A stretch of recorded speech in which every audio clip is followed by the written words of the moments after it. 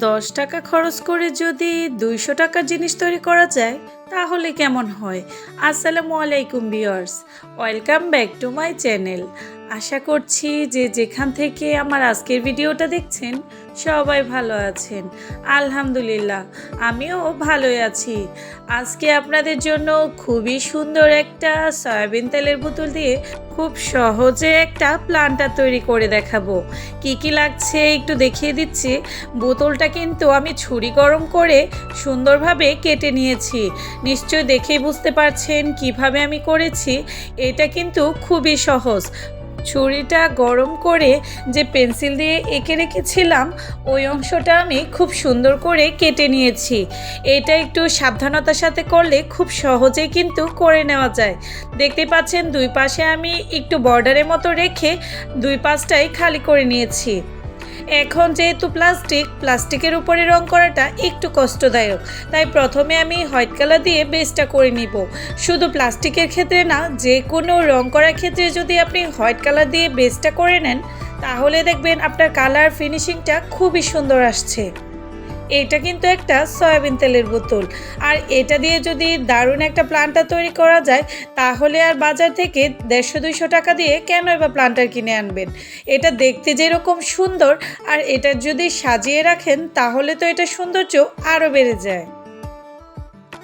আজকের মেন কালারটা হবে ইয়েলো কালার। যেহেতু আমি এটা আমার বারান্দার জন্য তৈরি করছি, সামনে ফাল্গুন আসছে, আর ধরতে পারেন ফাল্গুনের ডেকোরেশনের জন্য এইরকম একটা প্লান্টার কিন্তু দারুণ হবে। আমি সম্পূর্ণটার মধ্যে একদম কাঁচা যে হলুদ কালারটা আছে ওইটা করে নিচ্ছি।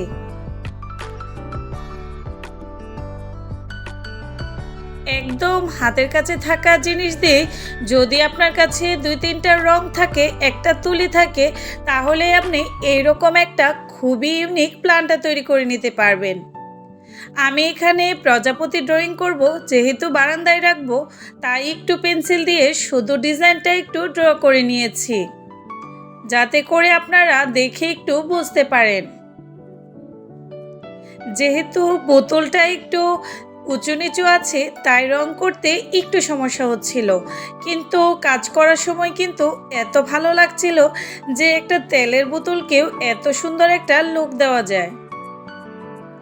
আমি রেড কালার দিয়ে প্রথমে 2টা প্রজাপতি করে নিয়েছি। এখন ব্লু কালার দিয়ে আরও একটা এঁকে নিচ্ছি। যেহেতু প্রজাপতির নির্দিষ্ট কোনো কালার থাকে না, নানা রকমের হয়ে থাকে, আপনারা চাইলে আপনাদের পছন্দ মতো যে কোনো কালার দিয়ে এটা খুব সুন্দরভাবে ডেকোরেশন করতে পারেন। কেউ যদি প্রজাপতি পছন্দ না করেন তাহলে এখানে আপনারা ফ্লাওয়ারও এঁকে নিতে পারেন। এটা একদমই আপনাদের পছন্দ মতো, আমি শুধু আইডিয়াটা দিচ্ছি। এখন এখানে একটা জাম কালার নিয়ে খুব সুন্দরভাবে আরও একটা প্রজাপতি এঁকে নিয়েছি। এখন বলেছিলাম যে সাইডের অংশটা রেখেছিলাম সেটার মধ্যে আমি গ্রিন কালার দিয়ে একটু ডিজাইন করে দিচ্ছি, যাতে করে এই পাশটাও দেখতে খুবই সুন্দর লাগে। আমি এটা আজকে আপনাদের কোথায় রাখছি সেটাও দেখিয়ে দিব। সম্পূর্ণ ভিডিওটা আমার সাথেই থাকুন, আশা করছি আপনাদের খুবই ভালো লাগবে। আপনারা চাইলে নর্মালভাবে এভাবেও অর্ধেকটা নিচের অংশটুকু কেটেও প্লান্টার তৈরি করে নিতে পারেন। যেহেতু এটা আমি উপরে হ্যাঙ্গিং করে রাখবো তাই আমি পুরো বোতলটাই ডিজাইন করে কেটে নিয়েছি। আমার ভিডিওগুলো যদি আপনাদের ভালো লাগে তাহলে অবশ্যই আপনাদের পরিবারের সবার সাথে আমার এই ভিডিওগুলো শেয়ার করতে পারেন। যারা হাতের কাছে থাকা জিনিস দিয়ে প্লান্টার তৈরি করতে চায় তাদের জন্য তো আমার ভিডিওটা অনেক কাজে লাগবে। এই প্লাস্টিকগুলো কিন্তু একদম পরিবেশ বান্ধব না। যদি এগুলোকে আমরা ডিআইওয়াই করে বেলকনি ডেকোরেশনে কাজে লাগাতে পারি তাহলে আমাদের বেলকনির সৌন্দর্যও বেড়ে যাবে, আর আমাদের পরিবেশটাও এই দূষিত প্লাস্টিক থেকে রক্ষা পাবে। আমি গ্রিন কালার দিয়ে আমার মনের মাধুরী মিশিয়ে চেষ্টা করছি খুব সুন্দরভাবে এগুলো পেইন্ট করে নেওয়ার জন্য। যেহেতু বোতল আমি একটু মোটা মোটা করেই করছি।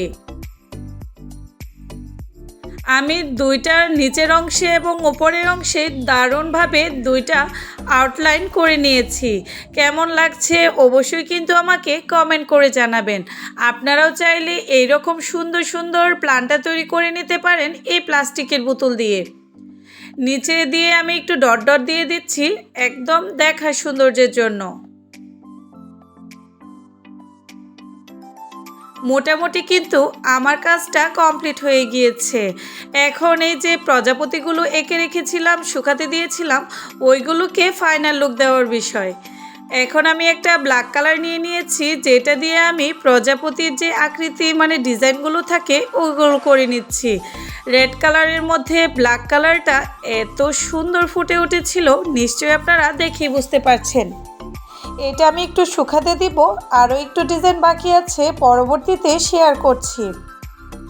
এখানে যে জাম কালার প্রজাপতিটা এঁকেছিলাম দেখতে অনেকটা রেড কালারের মতোই লাগছে, এইটার মধ্যেও আমি ব্ল্যাক কালার দিয়ে একটু ডিজাইন করে নিয়েছি।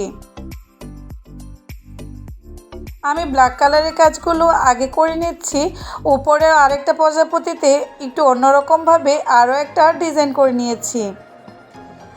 আসলে এই রং বেরঙের প্রজাপতি কালার করার পরে এত সুন্দর লাগছিল, নিশ্চয়ই আপনারা দেখেই বুঝতে পারছেন। রেড কালার প্রজাপতিটাতে এখন ব্ল্যাকের উপরে আমি হোয়াইট কালার দিয়ে ছোট ছোট করে ডট করে দিচ্ছি। ভিডিওর এই পর্যায়ে এসে আপনাদের কাছে ছোট্ট একটা অনুরোধ, যদি এখনও কেউ আমার চ্যানেলটিকে সাবস্ক্রাইব করে না থাকেন, চাইলে আমার এই ছোট্ট চ্যানেলটি সাবস্ক্রাইব করে আমার চ্যানেলের পাশেই থাকতে পারেন। নিত্য নতুন এত সুন্দর সুন্দর ডিআইওয়াই পেন্টিংয়ের ভিডিও পেতে অবশ্যই আমার চ্যানেলটা একবার ভিজিট করার অনুরোধ রইল। আশা করছি আপনাদের খুবই ভালো লাগবে। এই যে দেখতেই পাচ্ছেন, মোটামুটি কিন্তু আমি প্রত্যেকটা প্রজাপতি কালার করে নিয়েছি। এইখানে একটু আনকমন একটা প্রজাপতি করেছি, এটাও খুবই সুন্দর হয়েছে। কথা বলতে বলতে আমার কিন্তু পট তৈরি করাটা একদম কমপ্লিট হয়ে গিয়েছে। এইটার মধ্যে আপনারা চাইলে ইনডোরেও কিন্তু গাছ রেখে সাজিয়ে রাখতে পারেন।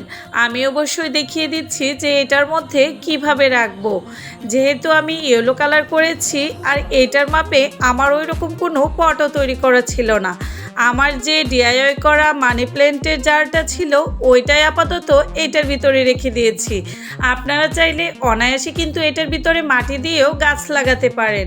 নিচ দিয়ে একটু ছিদ্র করে তারপরে আপনারা গাছ লাগাবেন, যেন বাতাস চলাচলটা সুন্দরভাবে করতে পারে, অথবা অন্য কোনো পটে লাগিয়ে এটার ভিতরে রেখে দিতে পারেন।